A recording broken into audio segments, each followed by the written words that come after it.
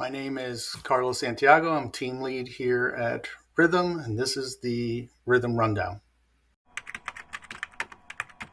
I think changes are inevitable in e-commerce. We face changes on a daily basis. The sellers that really do well in e-com are the ones that diversify their channels.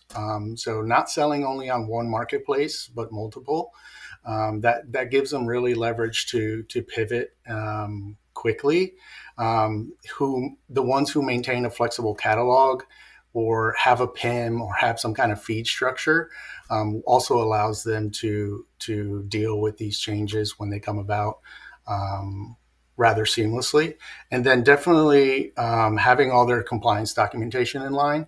Oftentimes when these changes come about that are unexpected from channels often deal with compliance. And so having all your invoicing, having your brand registry documents, and that supplier chain documentation at the ready, and you can submit those fairly quickly and get past the challenge. That's a good question. To get around these rule changes, I think, is to always expect them, right? And when you're expecting, these changes to come about, you build other habits, right? You're going to build into your daily routine, checking the seller blogs or the channel logs or policy blogs. A lot of times in these blogs is where you'll uncover what policy changes are going to come around before they're actually made public on these marketplaces to sellers. And so you can kind of get a hint of what's coming down the pipeline before it does. Auditing your listings regularly, keeping your data clean, working through any of those, health and beauty type verbiage that usually can cause some policy disruptions. So keeping your data clean is very important. And then also maintaining your communication with your channel reps can often also lead to a lot of insights into what's coming down the chain before it actually happens. And so keeping those habits in the daily routine of being a seller on these marketplaces can really help you pivot when these changes come around.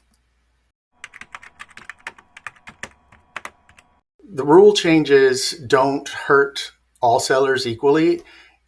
For the ones that have built in all the habits of communicating with their marketplaces and staying on track with all the policies and the changes are going to be more prepared.